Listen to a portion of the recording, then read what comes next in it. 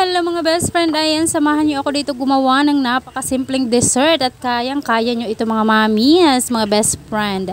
So heto nga't gagamit nga ako dito ng 2 perasong mangga dahil yung mangga na ito ay hindi na namin nakakain mag-ina. So gagawan ko na lang siya ng paraan para makain namin. So kinudkod ko lang yan dyan mga best friend na parang buko ganon. So dito sa isang lagayan ay maglalagay lang ako dito ng tubig, hindi mainit at hindi rin malamig, yung tipong saktuhan lang, ganon.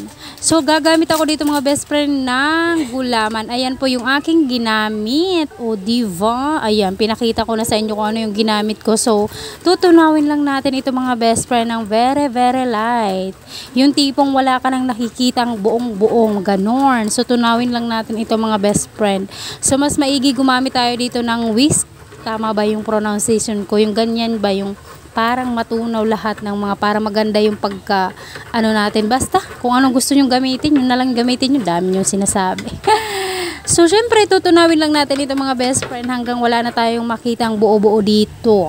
So mag-a-add lang ako dito mga best friend ng 2 kutsarang white sugar, syempre kasi para matamis, diba? So ayan mga best friend, hahaluin lang natin ito hanggang sa matunaw itong ating asukal. Yes. Tapos pagkatapos nito mga best friend, gagamit na tayo dito ng mainit na tubig. Ilalagay natin dito. 1 tasa din yung ginamit ko mga best friend. So ayan, halu-haluin lang natin ito ng very, very light. Dahan-dahan lang at para hindi ito matapon. Ganon. So pagkatapos nga natin ito mga best friend halu-haluin, kailangan lang natin muna ito nating isit aside at di kaya ipasok natin ito sa ref, ganon, para manigas. O, diba? So dito na tayo sa kaserola or basta dito ako gagawa ng ano pang, alam niya, yan yung gagamitin ko mga best friend, yung unflavor na gulaman. O, diba? Medyo, umano ako dyan. Hinatching ako dyan ng very, very light dahil pumasok sa ilong ko yung powder. So, haluin lang natin ito mga best friend hanggang sa matunaw ito. So, hindi ako gumamit dito ng mainit na tubig dahil yung hindi rin malamig. Yung saktuhan lang na tubig. Ganon. 1 basong tubig din yung ginamit ko dito.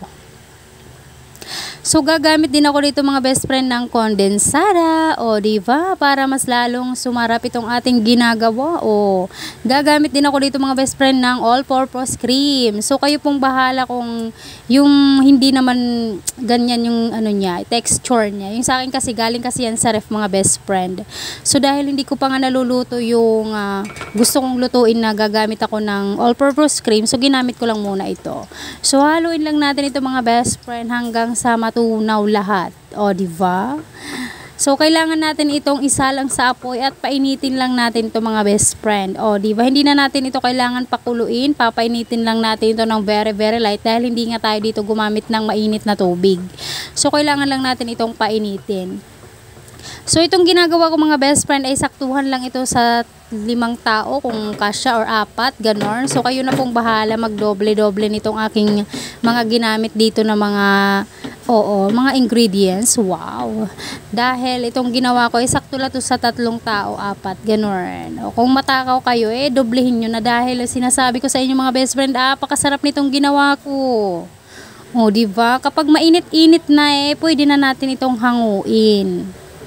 O, tiningnan ko pa nga at mainit na talaga siya. So, iset aside natin yan. Tapos, kunin natin yung ating pinalamig kanina na gulaman. At ayan na nga, nanigas na nga siya mga best friend. At ready to hiwa-hiwa na this. So, hiwa-hiwain lang natin ito ng ayon sa gusto nyong mga sizes. Diba?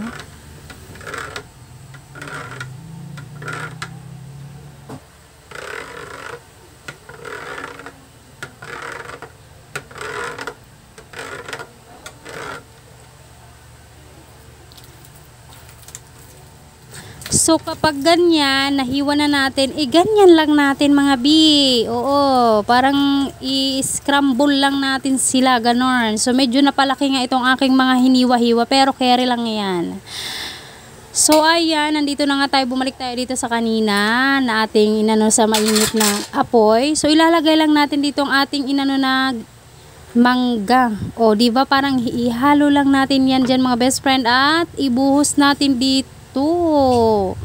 Oh, di ba? Apakadaling dessert at hindi ka masyadong mabibisi dito sa paggawa. Sinasabi ko sa'yo. Napakadali lang nito mga best friend. Tapos, pagkatapos nito, tanggalin lang natin itong mga napaka bubble jar. Then, ilagay natin ito sa freezer hanggang sa lumamig dahil masarap ito mga best friend kapag malamig. Oo, sinasabi ko sa inyo. So, lalagay na natin siya sa ref. So, kunin na natin yung ating pinalamig na dessert. Nilagay ko na dito sa freezer.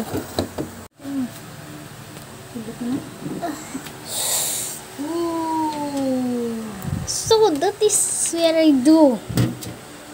My mom do that because she want to do that. Uy! Dali. Huwag ka ng lagayan. So, ito na yung aking nilagay na dessert na napakadaling dessert. Ay lang, hindi mo kita. Ganyan. Pero kere bumbum na to.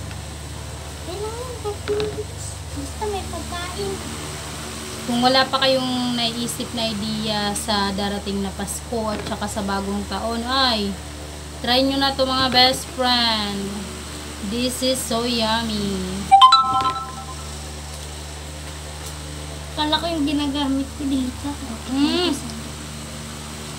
Iyakin yan eh. Ang sarap, Ben! Sarap. Baka pa isa, kumuha ka na dito. Dito!